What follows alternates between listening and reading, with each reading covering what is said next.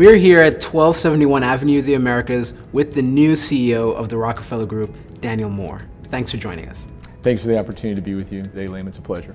We want to get a sense of what your vision of the Rockefeller Group going forward is like. Obviously, there's a lot of history with the company. That's really one of the most exciting parts of my job right now, is thinking about the potential for this company going forward. Where I think we are right now with Rockefeller Group is at a bit of an inflection point, and we're at a stage where we're able to write the next chapter in the history of a nearly 90-year-old organization. It's a pretty exciting thing. We are the beneficiaries of a legacy that stretches back, obviously, to the development of Rockefeller Center.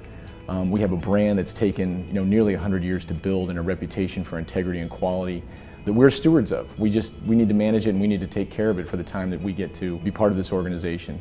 At the same time, we want to take the best of the past and carry it forward into a vision where we are more active than we've been historically, at least in the recent past, pursuing development across the country and across product types, both in industrial, office, residential, and really growing into the legacy that we are the beneficiaries of. Focusing on New York, obviously you have these two beautiful properties here in Midtown. What's the plan going forward for these? I'm sitting here in an empty building, by the way.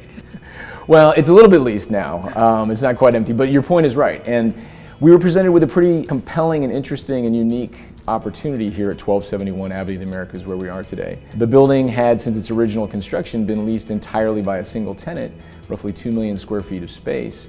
And when that tenant elected to leave, we were presented with an option. We could either try and maintain the building and achieve the rents of a building that was of a certain age and of a certain design aesthetic, or we could take a decision to invest significantly in capital investment in the building on both a repositioning as well as a releasing strategy to try to bring it up to compete with the other Class A opportunities or Class A properties in the market. We chose the latter. We're investing nearly $600 million in the repositioning of 1271. That's roughly $300 on the capital side, where we're reskinning the building, we're gut renovating it, improving the sight lines and the glass, and really creating much more of a proper Class A building by today's standards. We're excited about the coming year and the leasing activity that we have. We had a great year in 2017, signing two large leases with Major League Baseball and Mizuho. It brings the building to about 30% leased. If you saw a story recently in the press, there was a lot of large lease activity here in Midtown last year, despite a lot of the common wisdom or the conventional wisdom being the activity on the far west side and other less traditional office markets. Midtown still has a place in the leasing activity and in the office using community here in New York.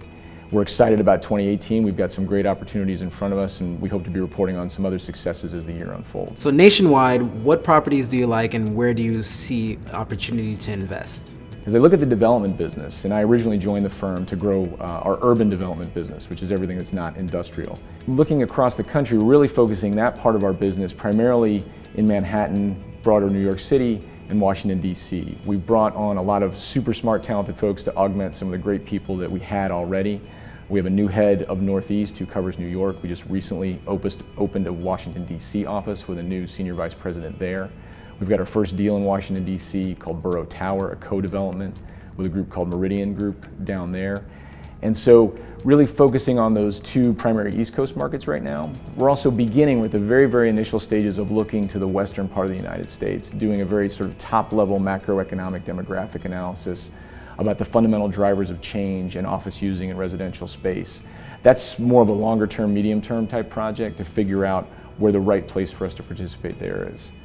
Outside of urban, the industrial market, as pretty much everybody knows, is really on fire right now.